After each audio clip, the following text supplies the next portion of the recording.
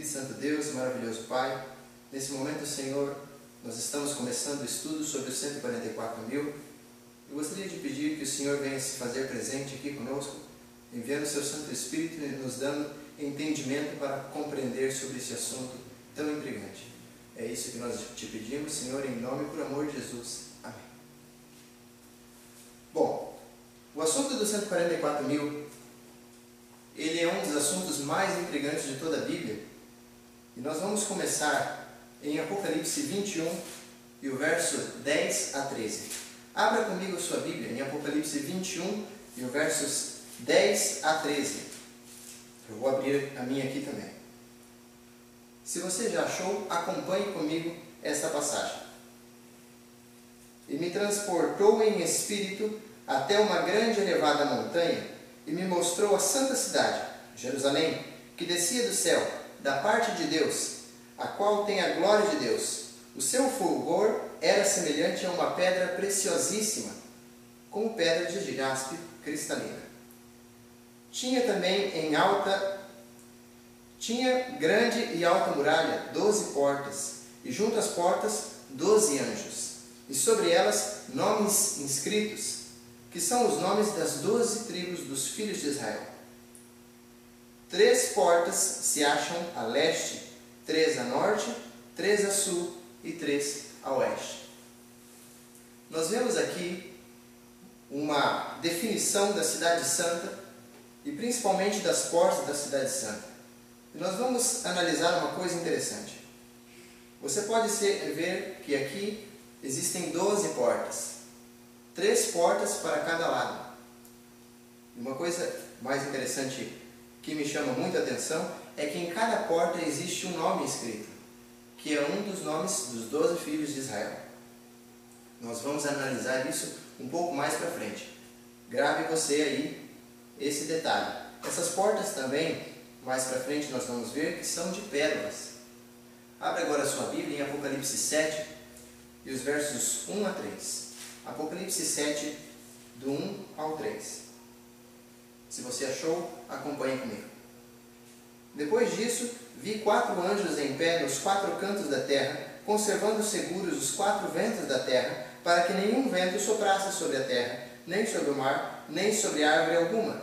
Vi outro anjo que subia do nascente do sol, tendo o selo do Deus vivo, e clamou em grande voz aos 4 anjos, aqueles aos quais fora dado fazer dano à terra e ao mar, dizendo: não danifiqueis nem a terra, nem o mar, nem as árvores, até selarmos na fronte os servos do nosso Deus. Agora aqui nós podemos ver 4 anjos. E esses 4 anjos estão fazendo o quê? Segurando os 4 ventos. E nós sabemos que ventos significam guerras. A irmã White, falando sobre esse assunto, mais para frente a gente vai analisar, você percebe que isso tem tudo a ver com a ligação dos 144 mil. Poucas pessoas percebem isso. Pouco antes de os ventos serem soltos, será necessário o quê? Selar os filhos de Deus, para que eles não sejam destruídos junto com os outros. Por essa razão, se envia este anjo com o selo do Deus vivo para selar, com um selo de proteção aos filhos de Deus, para que quando vier esse cataclisma, essa grande destruição, eles não sejam atingidos, mas suas vidas sejam preservadas e não pereçam com os infiéis. Ou seja, os quatro anjos estão segurando os 4 ventos. E agora você percebe que vem um outro anjo e ele diz para esses 4 anjos: não danifiqueis nem a terra, nem o mar, nem as árvores, até nós selarmos os servos do nosso Deus. Apocalipse 7, dos versos 4 ao 8, eu peço que você me acompanhe. Nós vamos perceber agora quem são os servos que vão ser selados.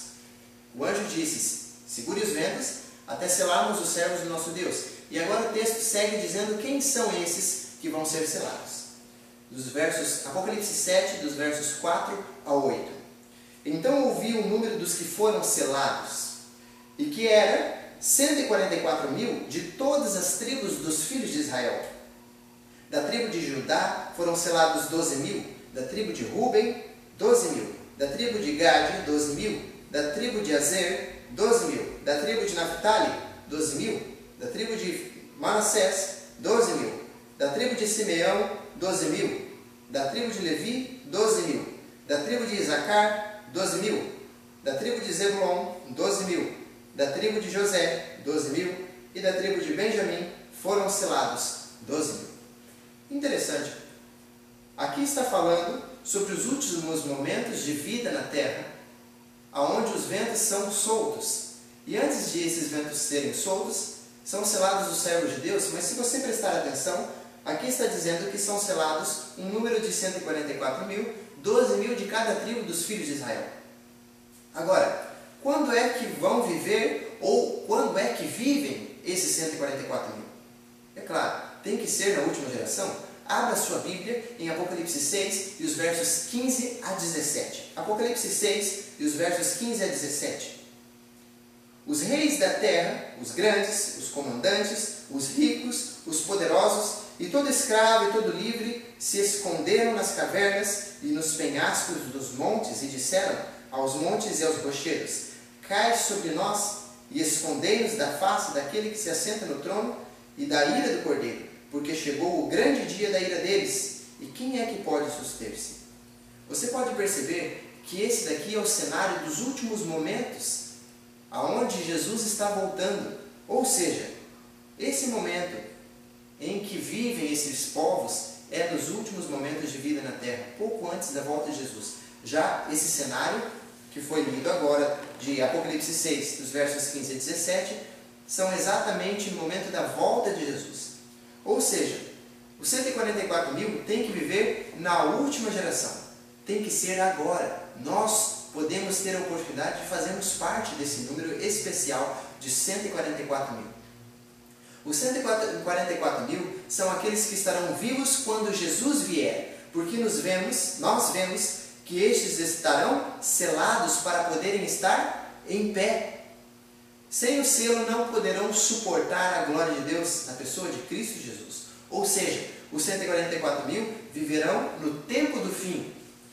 Eles vão passar pela tribulação final e quando Jesus vir, eles vão se manter o quê? Firmes, de pé, enquanto isso os ímpios estarão fugindo e se escondendo entre as montanhas e os rochedos e pedindo que as rochas caiam sobre eles. Você percebe? Por que nós começamos a ler sobre os quatro anjos que estão segurando os 4 ventos?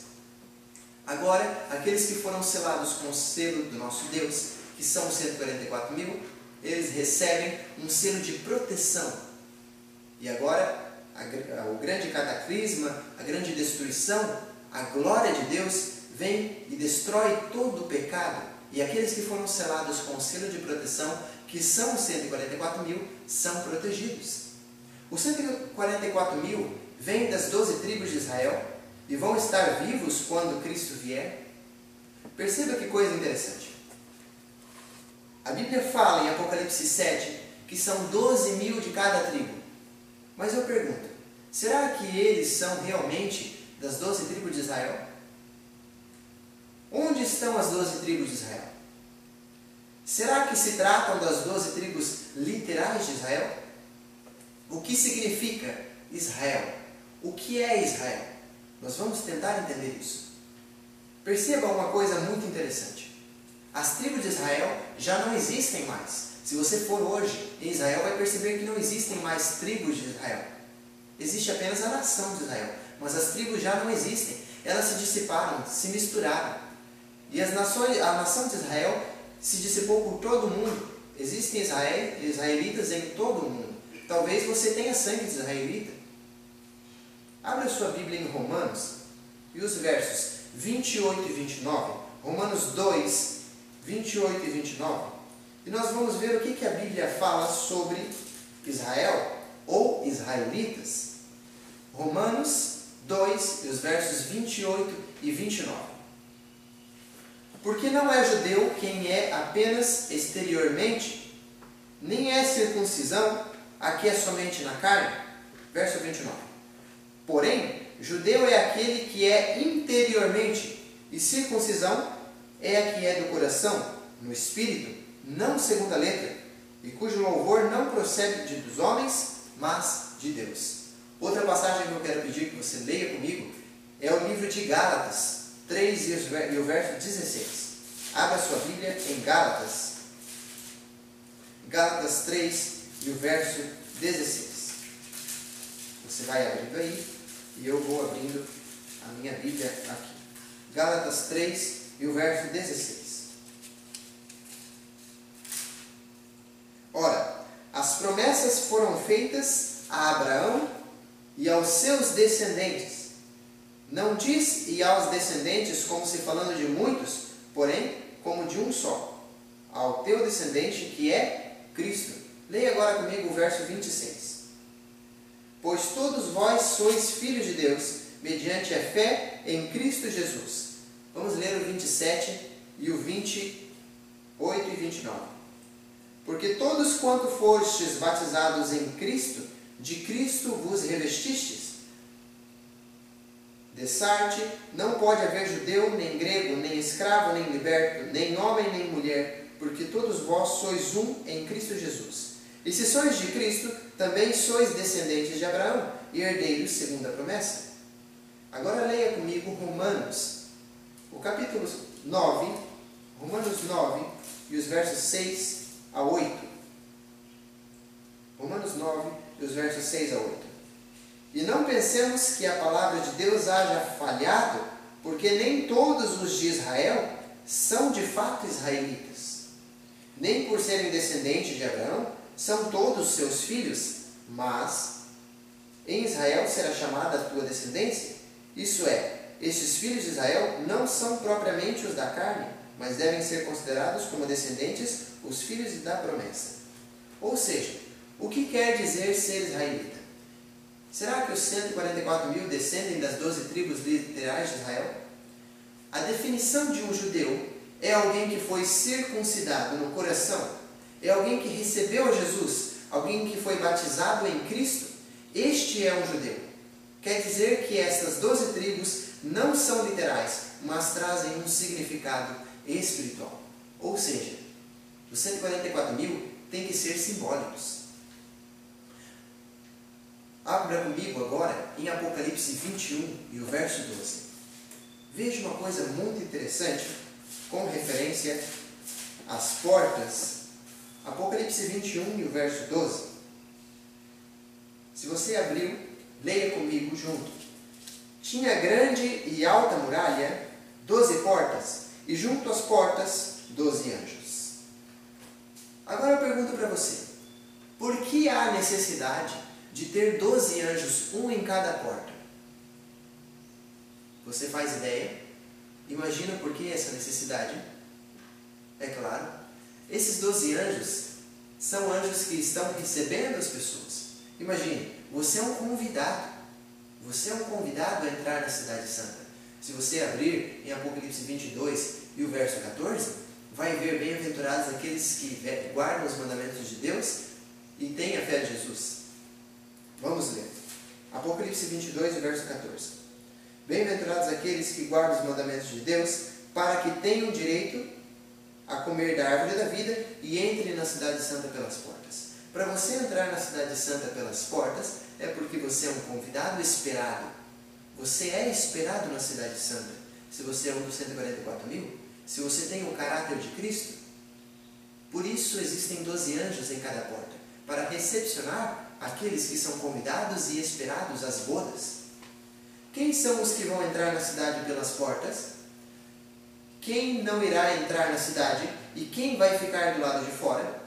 Abra mais uma vez comigo em Apocalipse 22 e o verso 14 e 15. Vamos ler juntos? Bem-aventurados aqueles que guardam os mandamentos de Deus, para que tenham direito a comer da árvore da vida e entrem na cidade santa pelas portas. Quem é que entra na cidade santa? São os que guardam os mandamentos de Deus. Talvez na sua Bíblia esteja dizendo, bem-aventurados os que lavam as vestes no sangue do Cordeiro, mas nós vamos entender isso um pouco mais para frente. Agora leia comigo o verso 15. Quem vai ficar do lado de fora da cidade santa? Fora ficam os cães, os feiticeiros, os impuros, os assassinos, os idólatras e todo aquele que ama e pratica a mentira. Você pode perceber que no verso 15 está falando de pessoas que não guardam os mandamentos de Deus. A mentira, a idolatria, você pode ver ali assassinatos, feitiçaria, lascívia, adultério, cobiça. As pessoas que não guardam os mandamentos de Deus, como diz o verso 15, ficam do lado de fora. E as pessoas que guardam os mandamentos de Deus, de acordo com o verso 14 de Apocalipse 22, esses entram na cidade santa pelas portas. Ou seja, se você entra pelas portas, você é um convidado. Você é esperado na cidade santa, se você guardar os mandamentos de Deus. Como eram os filhos de Israel? Simeão e Levi mataram todos os da cidade de Siquém. Isso está em Gênesis 34. Rúben cometeu o pecado de incesto, coabitando com a concubina de seu próprio pai. Isso está em Gênesis 35 e o verso 22. Judá possuiu sua nora, pensando ser uma prostituta. Isso se encontra em Gênesis 38, dos versos 15 ao verso 30. Você pode ver que Simeão, Levi, Rúben, Judá são nomes de pessoas que estão aonde? Nas portas, imortalizados. Essas portas de pérolas, agora, como nós lemos há pouco no capítulo 21, diz que em cada porta, no verso 12, sobre cada porta tinha escrito os nomes das 12 tribos de Israel, dos 12 filhos de Israel. Agora eu pergunto, por que Deus coloca na cidade santa, durante toda a eternidade, o nome de Simeão, o nome de Levi, de Rúben ou de Judá, que cometeram pecados terríveis? Talvez você não tenha cometido pecados tão terríveis como Simeão, Levi, Rúben, Judá e outros. Eles venderam o seu irmão José. Que pecados terríveis cometeram essas pessoas? E mesmo assim os seus nomes vão ficar imortalizados nas portas da cidade santa. Por que isso? Por que Deus imortaliza agora os nomes deles nas portas de pérolas? Abra sua Bíblia em Apocalipse 2 e o verso 7. Apocalipse 2 e o verso 7. Se você achou, acompanhe comigo. Quem tem ouvidos, ouça o que o Espírito diz às igrejas. Ao vencedor, dar-lhe-ei que se alimente da árvore da vida, que se encontra no paraíso de Deus. Será que os filhos de Jacó venceram seus maus traços de caráter? Apocalipse 21, os versos 7 e 8, usa novamente o termo vencedor ou vencer. Vamos ler Apocalipse 21, os versos 7 e 8. O vencedor herdará essas coisas, e eu lhe serei o seu Deus, e ele me será filho. Quanto, porém, aos covardes, aos incrédulos, aos abomináveis, aos assassinos, aos impuros, aos feiticeiros, aos idólatras e a todos os mentirosos, a parte que lhes cabe será no lago que arde com fogo e enxofre, a saber, a segunda morte. Você pode perceber que a Bíblia se refere ao vencedor. Ela usa essa palavra, ao vencedor, ou ao que vencer, talvez diga na sua Bíblia. Queridos, Simeão, Levi, Rúben, Judá cometeram pecados terríveis. Isso é verdade. Mas uma coisa eu tenho certeza. Se os nomes deles estão nas portas da cidade santa para toda a eternidade, é porque eles são vencedores. Você e eu devemos ser vencedores. Vamos seguir o nosso estudo. Os que estão dentro da cidade santa venceram os pecados que cometem os que estão fora. Porque se os que estão dentro tivessem continuado cometendo os pecados, obviamente não estariam dentro da cidade santa, mas sim estariam fora da cidade, no lago de enxofre. Os nomes dos 12 filhos de Jacó estão imortalizados nas portas, justamente porque, apesar de serem pecadores e malvados, venceram seus maus traços de caráter pelo sangue do Cordeiro. Abra sua Bíblia agora comigo em Apocalipse 15 e o verso 2. Apocalipse 15 e o verso 2. Vi como que um mar de vidro mesclado de fogo, e os vencedores da besta, da sua imagem e do número de seu nome, que se achavam em pé no mar de vidro, tendo harpas de Deus. os que vivem nos últimos dias, quando Cristo vier, haverão ganho a vitória sobre a besta, sobre a sua imagem, sobre o seu sinal e sobre o número de seu nome. Quer dizer que este grupo, no fim dos tempos, apesar de terem tido pecados, terem sido pecadores, tinham maus traços de caráter, diz que no fim dos tempos vão parar diante da besta, diante da sua imagem, e vão combater contra a marca da besta, arriscando suas próprias vidas. Não vão temer a morte, vão ser fiéis a Deus e vão ser vencedores. Você pode perceber que a Bíblia fala sobre vencedores. Os 144.000, eles são vencedores. Deus está te chamando, meu querido amigo, minha querida amiga e irmã. Você pequenino que está assistindo comigo, você pequenina, você tem que entender uma coisa. Cristo te chamou para ser mais que vencedor. Você precisa ser mais que vencedor. Se você for um vencedor, terá o direito de entrar na cidade santa pelas portas. Abra sua Bíblia em Apocalipse 21 e o verso 12. Apocalipse 21 e o verso 12. Tinha grande e alta muralha, 12 portas, e junto às portas 12 anjos, e sobre elas nomes inscritos, que são os nomes das 12 tribos dos filhos de Israel. Agora abra comigo em Apocalipse 22 e o verso 14. Bem-aventurados os que guardam os mandamentos de Deus, para que tenham direito à árvore da vida e entrem na cidade santa pelas portas. Você pode perceber uma coisa muito interessante. Em Apocalipse 21, verso 12, e em Apocalipse 22, o verso 14, usa a palavra portas em plural. É claro. Por que portas? São 12 portas? Mas eu pergunto uma coisa para você.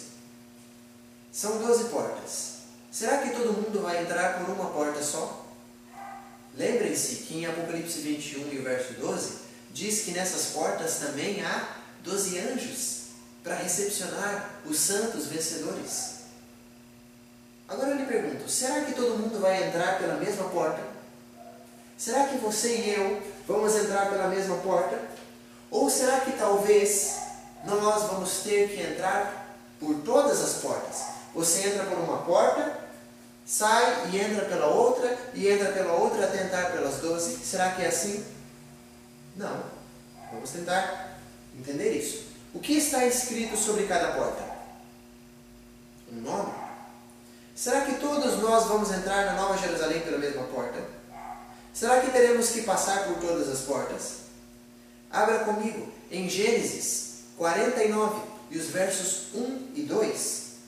Gênesis 49 e os versos 1 e 2. Se você abriu, acompanhe comigo. Depois chamou Jacó a seus filhos e disse: Ajuntai-vos, eu vos farei saber o que vos há de acontecer nos dias vindouros. Ajuntai-vos e ouvi, filhos de Jacó, ouvi, Israel, vosso pai. Agora, Jacó reúne os seus filhos pouco antes de morrer. E Jacó, se você seguir lendo Gênesis 49, vai perceber que Jacó está profetizando sobre a vida dos seus filhos. Jacó agora começa a falar para os seus filhos como será a vida deles nos dias vindouros e também de todos os seus filhos, de todas as tribos. Por qual porta você e eu entraremos?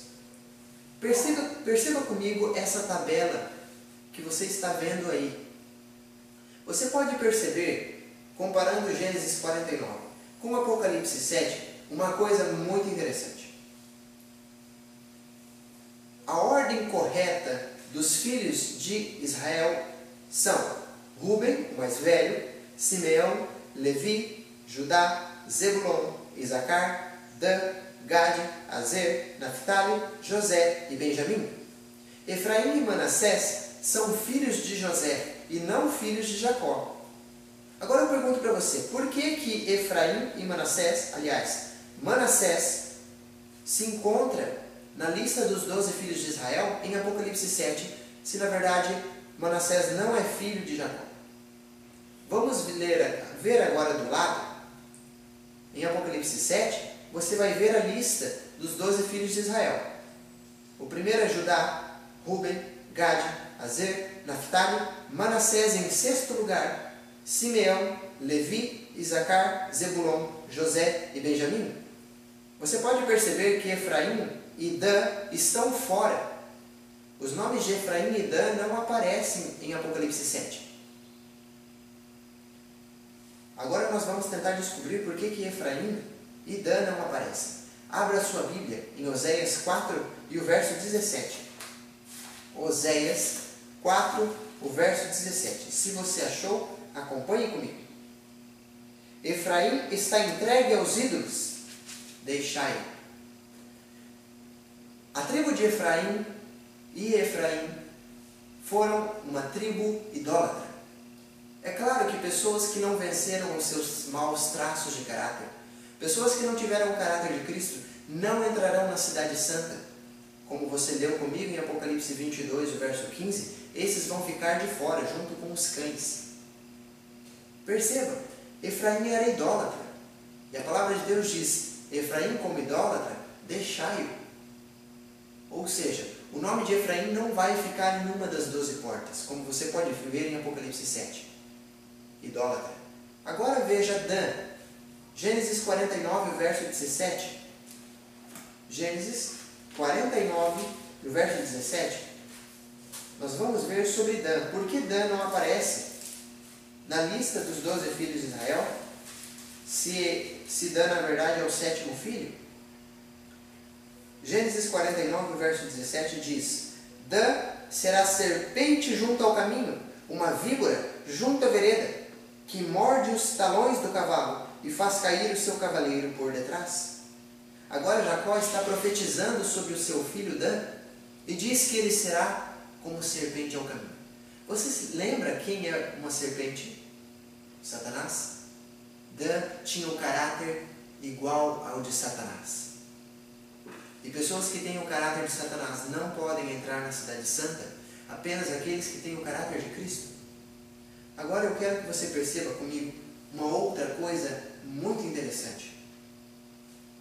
Se você perceber a ordem em que se encontram os 12 filhos de Israel em Apocalipse 7, eu peço que você abra e acompanhe comigo. Em Apocalipse 7, nós vamos ver a ordem dos filhos de Israel, dos filhos de Jacó, a partir do verso 5, 6, 7 e 8.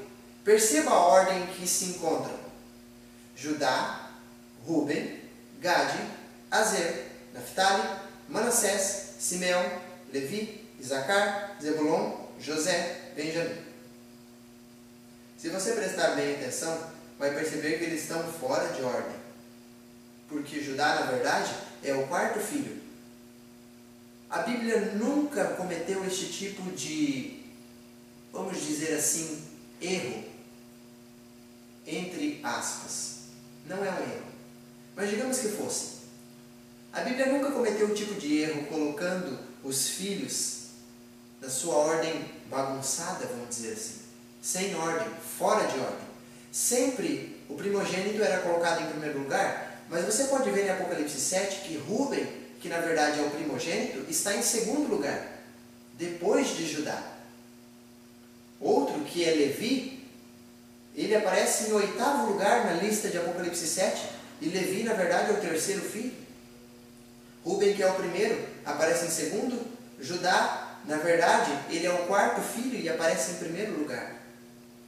Você pode ver que quando José reúne os seus irmãos lá nas cortes do faraó, os seus irmãos prestam atenção num detalhe muito importante, que José deu ordem para que eles se sentassem do mais velho ao mais novo, ou seja, eles perceberam que José entendia da cultura deles, do mais velho ao mais novo. Agora, por que Apocalipse 7 não coloca na ordem correta, vamos dizer assim? O pastor Doug Batchelor faz um estudo muito interessante e que eu tive a vontade de trazer para você esse estudo. Você pode ver agora na tela. Judá significa vou louvar ao Senhor. Ruben significa ele olhou para mim. Gade, foi-me dada boa sorte. Azer significa eu sou feliz. Naftali significa minha luta. Manassés significa me fez esquecer. Simeão significa Deus me ouve. Levi significa Deus se juntou a mim. E Isacar significa comprou-me. Zebulon significa habitação. José significa ele me escolheu. E Benjamim significa filho de sua mão direita. A ordem em que a Bíblia, em Apocalipse 7, coloca, se você juntar só o significado desses nomes, vai dizer uma frase muito interessante que está na tela. Acompanhe comigo. Vou louvar o Senhor. Ele olhou para mim e me deu boa sorte. Eu sou feliz, pois minha luta Deus me fez esquecer. Deus me ouviu e se juntou a mim. Comprou-me uma habitação e Ele me escolheu como filho da sua mão direita. Que interessante. Talvez seja por isso em que a ordem dos filhos de Israel está, vamos dizer assim, bagunçada. Na verdade, não está bagunçada. O povo de Israel sempre levou em consideração uma coisa muito interessante: o significado dos nomes. Eles sempre levaram em consideração o significado dos nomes. Muitos nomes para nós são estranhos e esquisitos, nomes bíblicos, mas eles não davam um nome pelo que aparentava, mas pelo que significava. O nome desses filhos de Israel são um exemplo do que são os 144 mil. Os 144 mil são aqueles que louvam ao Senhor, porque Ele olhou para mim e me deu boa sorte. Sou feliz, pois minha luta Deus me fez esquecer. Deus me ouviu e se juntou a mim. Comprou-me uma habitação e Ele me escolheu como filho da sua mão direita. Esse é o caráter dos 144 mil. Agora uma coisa muito interessante. Talvez a sua Bíblia, em Apocalipse 22, o verso 14, como nós já havíamos abordado antes, esteja dizendo assim: bem-aventurados aqueles que lavam suas vestiduras no sangue do Cordeiro, para que eles assistam direito à árvore da vida e entrem na cidade pelas portas. A minha Bíblia diz: bem-aventurados aqueles que guardam os mandamentos de Deus, para que tenham direito à árvore da vida e entrem na cidade santa pelas portas. Por que essas duas diferenças? Qual é a diferença entre lavar as vestes no sangue do Cordeiro e guardar os mandamentos de Deus? Não há diferença. Todas as vezes em que a Bíblia diz para você se revestir da justiça de Cristo, todas as vezes em que a Bíblia diz para você usar as vestes de Cristo, lavar as suas vestes no sangue do Cordeiro, o que a Bíblia está querendo dizer para você é: guarde os mandamentos de Deus. Cristo diz: se me amais, guardareis os meus mandamentos? Isso é lavar as vestes no sangue do Cordeiro. Acompanhe comigo. Apocalipse 7, 14, Apocalipse 12, verso 17 e Apocalipse 14, verso 12, usa as expressões vestes do Cordeiro. Outra coisa que nós devemos analisar, muito interessante, está em Apocalipse 22 e o verso 11. Abra sua Bíblia, em Apocalipse 22, o verso 11. Continue o injusto fazendo injustiça, continue o imundo ainda sendo imundo, e o justo continue na prática da justiça, e o santo continue a santificar-se. Nesse momento, agora, Deus separa dois grupos. Aqueles que guardam os mandamentos de Deus, ou seja, que lavaram as suas vestes no sangue do Cordeiro, são colocados um selo sobre eles. O selo de proteção, lembram? Aquele selo de proteção? Pois é, agora é colocado um selo sobre eles. E a palavra de Deus diz: continue o justo na prática da justiça. E o injusto que não receber o selo de Deus, mas receber o selo da besta, esse vai continuar na prática da injustiça. Agora nós podemos ver dois grupos. Vida e Ensinos, livro da irmã White, Vida e Ensinos, página 58, diz o seguinte, acompanhe comigo. Logo ouvimos a voz de Deus semelhante a muitas águas, a qual nos anunciou o dia e a hora da vinda de Jesus. Os santos vivos, em número de 144 mil, reconheceram e entenderam a voz, ao passo que os ímpios julgaram fosse um trovão ou um terremoto. Ao declarar Deus o templo, verteu sobre nós o Espírito Santo, e nosso rosto brilhou com o esplendor da glória de Deus, como aconteceu com Moisés na descida do Monte Sinai. quem vai habitar no monte? Abra sua Bíblia em Salmos, e o capítulo 15, os versos 1 a 5. Acompanhe comigo. O Monte Sinai, ou o monte que a Bíblia fala, é o monte onde habita Deus. A pergunta que Davi faz aqui é: quem habitará no monte de Deus? Ou seja, quem vai entrar na cidade santa? Leia comigo, Salmos 15, os versos 1 a 5. Quem, Senhor, habitará no teu tabernáculo? Quem há de morar no teu santo monte? Agora vem a resposta. O que vive com integridade, pratica justiça e de coração fala a verdade. O que não difama com sua língua, não faz mal ao próximo, nem lança injúria contra o seu vizinho. O que a seus olhos tem por desejável, desprezível, aliás, ao reprova, mas honra os que temem ao Senhor. O que jura com dano próprio e não se retrata. O que não empresta o seu dinheiro com usura, nem aceita suborno contra o inocente. Quem deste modo procede, não será jamais abalado. Porque é vindo o grande dia da sua ira, e quem poderá subsistir? Apocalipse 6, verso 17.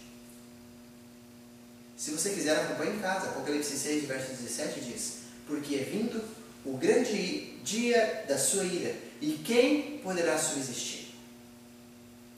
A resposta está em Salmos 15.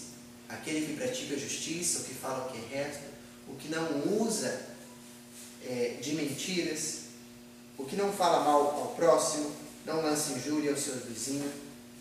Perceba, a palavra de Deus está dizendo que aquele que entrar na cidade santa, entra porque guardou os mandamentos de Deus. Aqueles que guardam os mandamentos de Deus, entram na cidade santa. Isso se repete em Apocalipse 22, 14. Agora vamos ver uma coisa muito interessante também sobre a cidade santa. Abra sua Bíblia em Apocalipse 21 e o verso 11. Vamos ver um outro detalhe que às vezes é passado por alto. Nós vamos ver agora.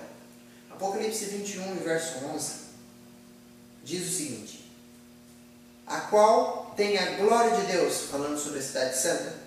O seu fulgor era semelhante a uma pedra preciosíssima, como pedra de jaspe. Agora veja comigo o verso 21, falando sobre as portas. Apocalipse 21 e o verso 21. As 12 portas são 12 pérolas, e cada uma dessas portas de uma só pérola. Paramos por aí. Você já se perguntou por que a cidade santa, as portas são de pérolas? Talvez você já tenha se perguntado, ou talvez não. Sabe, se a Bíblia colocou esse detalhe, se a Bíblia deu ênfase em dizer que as portas são de pérolas, é porque há alguma importância. Você já percebeu como que forma-se uma pérola? Isaías 55, o verso 3, diz: povo que de contínuo me irrita diante da minha face. Sabe o que é a pérola? Como ela se forma? A ostra, ela fica no fundo do mar, e as areinhas, sujeirinhas, micróbios, eles começam a entrar aos poucos pelas frestinhas da ostra. E agora, aquela areia, aqueles grãozinhos começam a irritar a ostra. E agora a ostra, num processo químico, começa a envolver aquilo ali, aquela química toda, no centro da ostra, e torna-se, com o passar do tempo, uma linda, maravilhosa pérola. Você pode perceber que aquela joia maravilhosa, a joia de pérola, ela começa com um processo de irritação. Se você abrir em Isaías 55, verso 3, vai perceber que a palavra de Deus diz: povo que de contínuo me irrita diante da minha face. Você e eu somos aquela sujeirinha, aquela sujeirinha que irrita a Deus. Nós, com os nossos pecados, irritamos a Deus. Mas, se nós permitirmos que Cristo viva em nós, como Paulo diz, já não sou mais eu quem vivo, mas Cristo vive em mim. Agora Cristo começa num processo químico, começa a nos envolver com a sua justiça, com a sua graça. A vida de Cristo agora passa a ser a nossa vida, e nós vivemos os passos em que Cristo andou.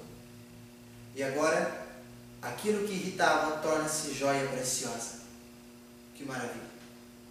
Todos vós tereis de buscar a Deus com o máximo fervor em oração mesclada de fé viva, e a modeladora mão de Deus realçará sua própria imagem em vosso caráter. Virão tentações, mas não levarão a melhor. Fundamentos da Educação Cristã, página 280, Espírito de Profecia. A irmã White, pelo que você acaba de ver comigo, diz que a mão modeladora de Deus realçará a própria imagem de Deus em nosso caráter. Ou seja, se nós permitirmos que Cristo faça um milagre em nossa vida, se nós abandonarmos o pecado, se nós começarmos a ter a justiça de Cristo sobre nós, a mão poderosa de Deus vai começar a fazer em nós uma moldura. Nós seremos realçados à imagem e semelhança de Deus como era no início, e teremos em nós o caráter de Cristo. Abra sua Bíblia comigo, em Atos 2 e o verso 21. A palavra de Deus, Atos 2, 21 diz: e acontecerá que todo aquele que invocar o nome do Senhor será salvo. Como assim invocar o nome do Senhor? O que quer dizer invocar o nome do Senhor? Sabe, todas as igrejas falam sobre Jesus, falam do amor de Jesus. Pode-se dizer que todas as religiões invocam o nome do Senhor. Será que é assim? Será que simplesmente é dizer o nome do Senhor e você vai ser salvo? Por isso nós devemos tomar muito cuidado para não ler um texto fora do contexto. A Bíblia fala que nós devemos examiná-la um pouco aqui e um pouco ali. Abra comigo em Apocalipse 14, o verso 1. Diz o seguinte: olhei, e eis o Cordeiro em pé sobre o monte Sião, e com ele 144.000, tendo na fronte escrito o seu nome, o nome de seu Pai. Aqueles que invocam o nome do Senhor, na verdade, eles vindicam o nome do Senhor. Invocar o nome do Senhor é você ser cristão, não você dizer que é cristão, mas ser um cristão. Isso é invocar o nome do Senhor. É você ter escrito o nome do Pai, do Filho e do Espírito Santo na sua fronte. Isso é invocar o nome do Senhor. Você tem que ter o caráter de Cristo. Invocar o nome do Senhor é ter o caráter de Cristo. Abra sua Bíblia em Atos 14, o verso 22. Vamos dar uma olhada? Como será o processo para nós entrarmos no céu? Atos 22. Aliás, Atos 14 e o verso 22. Diz o seguinte: fortalecendo a alma dos discípulos, exortando-os a permanecer firmes na fé e mostrando que através de muitas tribulações nos importa entrar no reino de Deus. Como é que vai ser o processo para você entrar na Cidade Santa? Através de muitas tribulações. Será que é só você gritar o nome de Deus e você entra na Cidade Santa? Não é assim. Através de muitas tribulações, vencendo o pecado, abandonando o eu e deixando Cristo viver em você, deixando Cristo viver em mim. Assim me importa entrar na Cidade Santa. Vida e Ensinos, página 101, diz o seguinte: saiu um decreto para se matar os santos, o que fez com que esses clamassem dia e noite por livramento. Esse foi o tempo de angústia de Jacó, Gênesis 32. Então todos os santos clamavam com angústia de espírito e alcançaram livramento pela voz de Deus. Os 144.000 triunfaram, sua face se iluminou com a glória de Deus. Agora leia comigo a carta 155, escrita em 1902. A irmã White diz o seguinte: a posse de um caráter semelhante ao de Cristo é que nos abrirá os portais do paraíso. O que é invocar o nome do Senhor? É ter o caráter de Cristo. A posse do caráter semelhante ao de Cristo é que abrirá as portas santas para que nós possamos entrar. No Comentário Bíblico, volume 7, página 970, a irmã White diz o seguinte: procuremos, com todo o poder que Deus nos tem dado, estar entre os 144.000. Só os que receberem o selo do Deus vivo terão o passaporte para transpor os portais da cidade santa. O que é o passaporte? O selo de Deus. Quem recebe esse passaporte? Os que têm o caráter de Cristo. Leia comigo Parábolas de Jesus, a página 69, diz o seguinte: Cristo aguarda com fremente desejo a manifestação de si mesmo em sua igreja. Quando o caráter de Cristo se reproduzir perfeitamente em seu povo, então virá para reclamá-los como seus.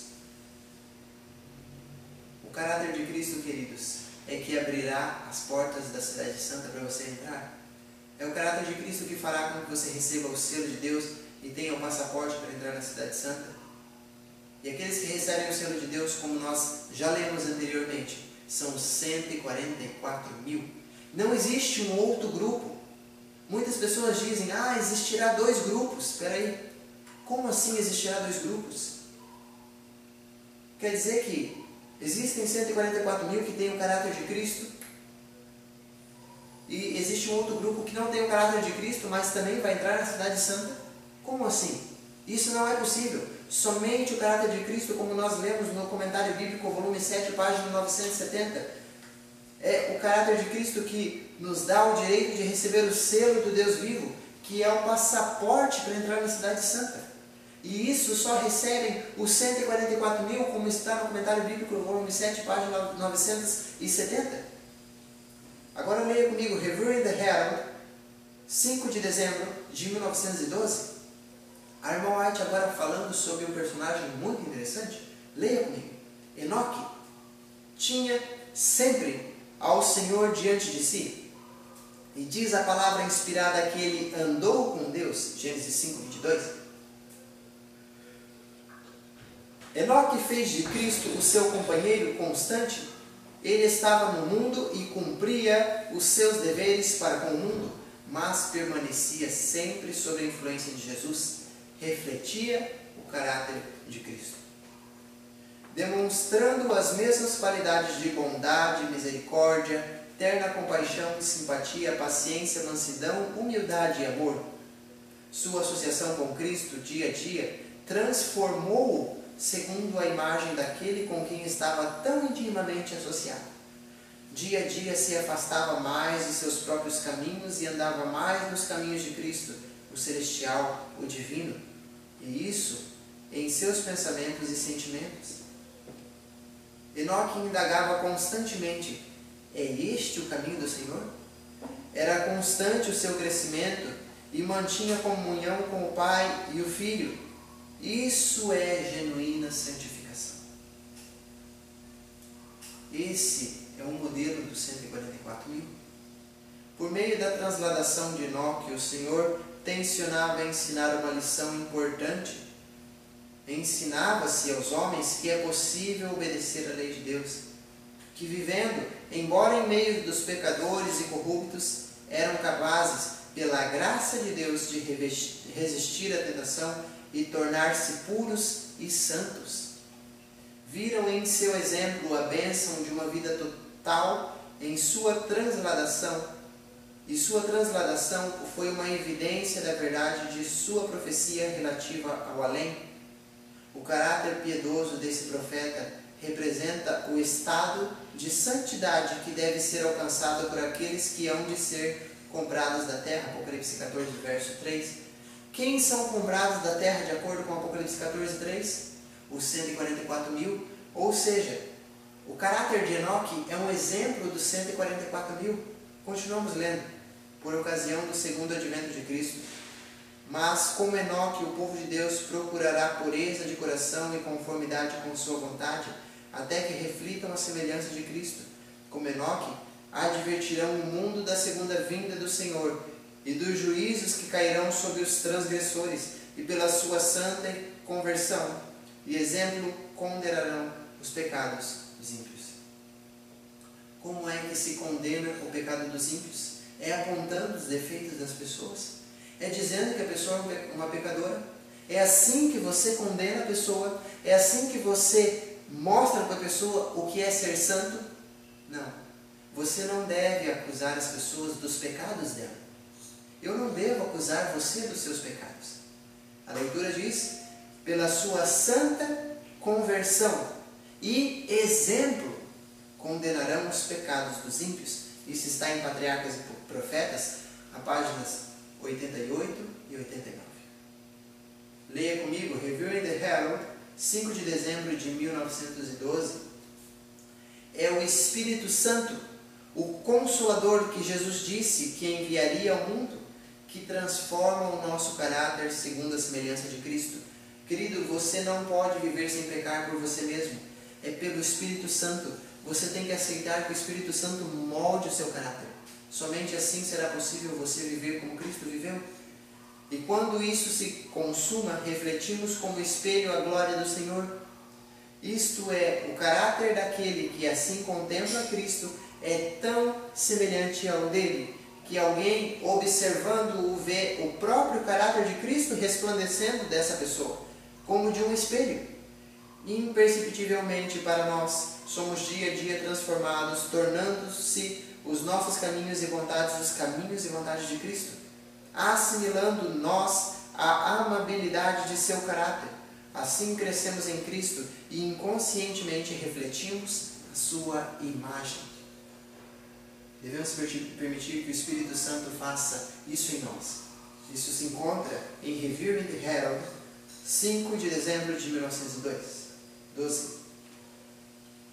Abra sua Bíblia em Apocalipse 14 e os versos 1 a 5.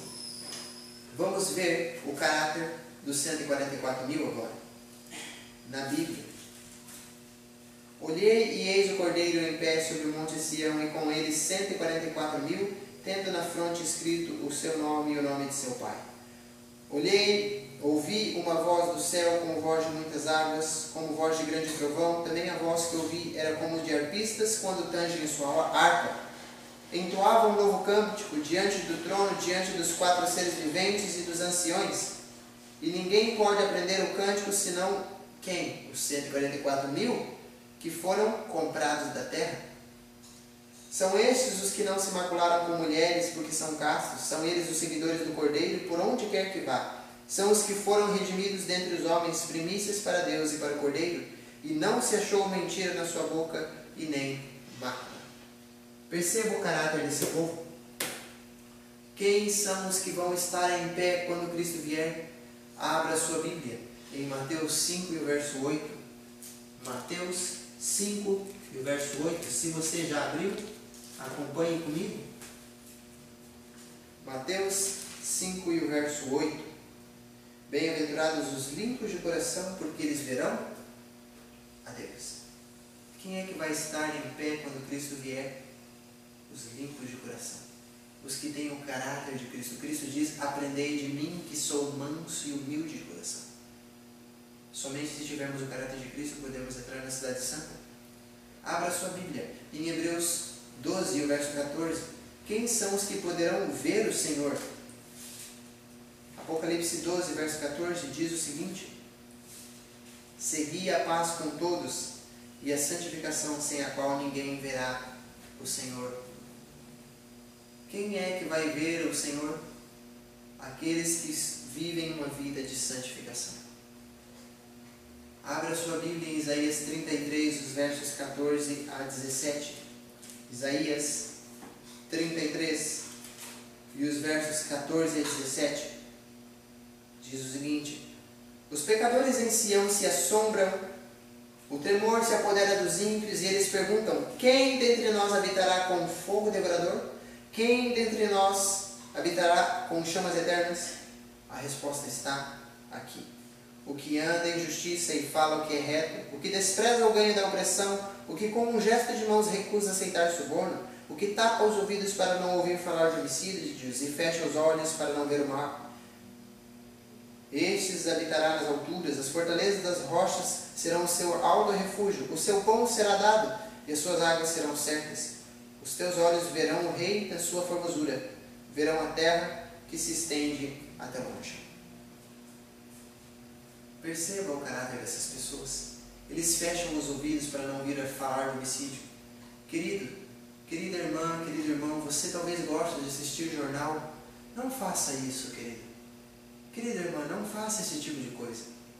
Você não precisa assistir jornal para ver as desgraças que ocorrem no mundo. Ou será que você precisa ligar o jornal para saber que o mundo vai de mal a pior? Você não precisa. A palavra de Deus diz: os que tapam os ouvidos para não ouvir falar de homicídio e fecham os olhos para não ver o mal. Não assista filmes, novelas, coisas que implantam na sua mente pecados. Queridos, a palavra de Deus diz que nós devemos refletir o caráter de Cristo, que nós devemos olhar para Cristo como a um espelho, devemos refleti-lo.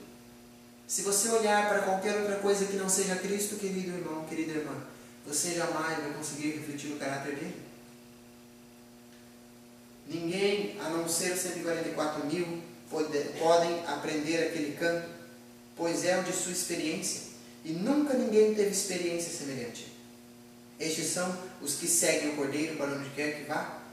Esses, tendo sido transladados da terra dentre os vivos, são tidos com as primícias para Deus e para o Cordeiro. Estes são os que vieram da grande tribulação, passaram pelo tempo de angústia, tal como nunca houve, desde que houve nação. Suportaram a aflição do tempo da angústia de Jacó, permaneceram sem intercessor durante o derramamento final dos juízos de Deus. O grande conflito, página 649. Perceba que os 144 mil vão viver no momento em que os juízos de Deus vão estar caindo sobre a terra, como nós lemos no início. Lembra que o anjo pediu para os 4 anjos segurarem os ventos? Agora, quando os 144 mil recebem o selo de Deus, os 4 anjos agora largam os ventos, e os juízos de Deus começam a cair, e os 144 mil permanecem sem intercessor, de pé, diante do Cordeiro. Que maravilha! Eu peço que você abra sua Bíblia em Salmos 119, e os versos 9 a 11. De que maneira poderá o jovem guardar puro o seu caminho? Observando segundo a tua palavra. De todo o coração te busquei, não me deixes fugir aos teus mandamentos. Guarde no coração as tuas palavras, para não pecar contra ti. É isso que nós devemos fazer, queridos. Guardar as palavras de Cristo no nosso coração para não pecar contra ti. Será que você deve guardar as palavras de Cristo no seu coração para pecar menos?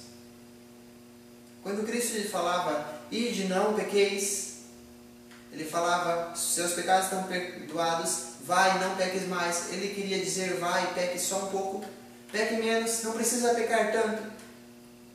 Não, não peques mais. Guarda as suas palavras no meu coração para não pecar contra ti. Esse é o segredo para a vitória. A palavra de Deus diz: os vencedores entrarão na cidade santa pelas portas, os que guardam os mandamentos de Deus. Agora, enquanto o nosso grande sumo sacerdote está a fazer expiação por nós, devemos procurar tornar-nos perfeitos em Cristo. Isso está no grande conflito, página 623. Seguindo a leitura diz: nem mesmo por um pensamento poderia nosso Salvador ser levado a ceder ao poder da tentação. Satanás encontra nos corações humanos algum ponto em que pode obter apoio, algum desejo pecaminoso é acariciado, por meio do qual suas tentações asseguram sua força. Mas Cristo declarou de si mesmo: aproxima-se o príncipe deste mundo e nada tem em mim. João 14:30. Satanás não pode achar no Filho de Deus que o habilitasse a alcançar a vitória. Satanás não pôde achar no Filho de Deus o que o habilitasse a alcançar a vitória. Tinha guardado os mandamentos de seu pai e não havia vantagem. Esta é a condição em que devem encontrar-se os que subsistirão no tempo de angústia. É nesta vida que devemos afastar-nos de nós o pecado pela fé no sangue expiatório de Cristo. Conflito, página 623. Perceba, querido, não é quando Cristo vier que você vai viver sem pecado. É nesta vida, diz a palavra de Deus. O Espírito de Profecia diz, é nesta vida que devemos nos afastar do pecado. Cristo, Ele viveu sem pecado aqui para te mostrar como viver sem pecado. Perceba, se Cristo viesse só para morrer por nós, querido irmão, querida irmã, se Ele viesse só para morrer por nós, Ele poderia ter morrido quando Herodes mandou matar as crianças, mandou matar o Salvador. Mas o anjo disse para Maria e José levarem a criança para o deserto, e lá eles ficaram. Se era para Cristo morrer pelo pecador, Ele não poderia ter morrido quando criança? Poderia. Mas não, Cristo tinha que viver aqui, mostrar para você e para mim como viver uma vida sem pecado, como agradar a Deus, como agradar ao nosso Deus. Foi uma vida de exemplo, por isso Cristo viveu na terra. O Grande Conflito, páginas 613 e 614, diz o seguinte: um anjo que volta da terra anuncia que a sua obra está feita. O mundo foi submetido à prova final e todos os que se mostraram fiéis aos preceitos divinos receberam o selo do Deus vivo. Quem se mostrar fiel receberá o selo do Deus vivo. Cessa então Jesus de interceder no santuário celestial. Cristo fez expiação por seu povo e apagou os seus pecados. O número de seus súditos completou-se, e o reino e o domínio e a majestade dos reinos debaixo de todo o céu estão prestes a ser entregues aos herdeiros da salvação, e Jesus deve reinar como Rei dos Reis e Senhor dos Senhores. Comentário Bíblico, volume 7, página 970. A irmã White diz o seguinte: procuremos, com todo o poder que Deus nos tem dado, estar entre os 144.000. Só os que receberem o selo do Deus vivo terão um passaporte para transpor os portais da Cidade Santa. Meu amigo, meu querido irmão, se houvesse outro grupo de salvos que não fosse os 144.000, será que a irmã White diria para você buscar com todo o poder que Deus te tem dado em estar junto com os 144.000? Se houvesse um outro grupo? É claro que não. Perceba que, seguindo a citação, ela diz que os 144.000 são aqueles que recebem o selo do Deus vivo. Leia comigo. Só os que receberem o selo do Deus vivo terão o passaporte para transpor os portais da Cidade Santa. Ou seja, os 144.000 são os únicos que recebem o selo do Deus vivo. E eles são dentre os vivos. Perceba, não haverá outro grupo de salvos que não sejam os 144.000. Apenas esses. Haverá sim aqueles que morreram em Cristo e foram ressuscitados. Haverá também aqueles da ressurreição especial, mas os 144.000 são um número especial daqueles que venceram a sua imagem, a besta, a sua imagem e o número de seu nome. Abra sua Bíblia em Gálatas 2, verso 20. Paulo diz o seguinte: logo, já não sou eu quem vive, mas Cristo vive em mim. Querido, se você deixar Cristo viver em você, você vencerá o pecado. Você guardará a lei de Deus sem fazer esforço, porque não é você quem vive, mas Cristo vive em você. Leia comigo Mensagens Escolhidas, volume 2, e as páginas 32 e 33. Graças a Deus por não estarmos lidando com impossibilidades. Podemos pretender santificação. Podemos fruir o favor de Deus. Não devemos estar ansiosos acerca do que Cristo e Deus pensam de nós, mas do que Deus pensa de Cristo, nosso substituto. Vós sois aceitos no amado. O Senhor mostra aos contritos, crentes, que Cristo aceita a entrega da alma para ser moldada e afeiçoada segundo a sua imagem. Esse é o nosso objetivo, sermos moldados segundo a imagem de Cristo. Isso está em Mensagens Escolhidas, volume 2, páginas 32 e 33.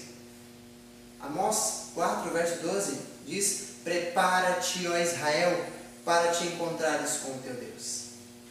Querido amigo, querido irmão, o nosso estudo vai terminando por aqui. Deus está te chamando para fazer parte dos 144.000, o Israel espiritual. Amós 4, verso 12 diz: prepara-te, ó Israel, para encontrares com o teu Deus. É esse o meu conselho para você. Talvez você esteja se perguntando: mas irmão, você ainda não me disse se os 144.000 são literais ou simbólicos. Eu, particularmente, não gosto de abordar essa questão e nem me preocupo com isso. Sabe por quê? Se eu disser para você que são literais, talvez você vá dizer: puxa, mas o número é muito pequeno de salvos, eu nem vou lutar então, vou desistir de vencer o pecado, porque é um número muito pequeno. Mas se eu disser para você que o número é simbólico, você pode dizer assim: ah, então tem muita vaga, tem espaço para muita gente, eu não preciso me preocupar, é simbólico. A Bíblia nunca deu ênfase se é literal ou se é simbólico. Nem mesmo o Espírito de profecia deu ênfase na literalidade ou na simbologia do número. Agora, o que a Bíblia dá ênfase se encontra em Apocalipse 14, o verso 5. Eu peço que você abra a sua Bíblia e leia comigo. Apocalipse 14, o verso 5. Veja a ênfase e a importância que a Bíblia dá para esse número. E não se achou mentira na sua boca, não tem mácula. Agora abra em 2 Pedro, aliás, 1 Pedro 2 e o verso 22. Diz o seguinte: o qual não cometeu pecado, nem dolo se achou na sua boca, nem mentira se achou em sua boca.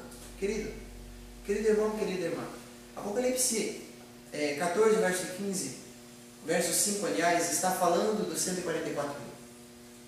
E 1 Pedro 2, verso 22, está falando de Jesus. Querido irmão, o que a Bíblia quer dizer com isso? Que os 144.000 têm o caráter de Cristo. A importância não está em se são literais ou simbólicos. A importância está no caráter de Cristo. Eu quero pedir que você feche os seus olhos na sua casa, no seu lar, no seu trabalho, na igreja onde você está. Feche os seus olhos, ajoelhe-se aí onde você está.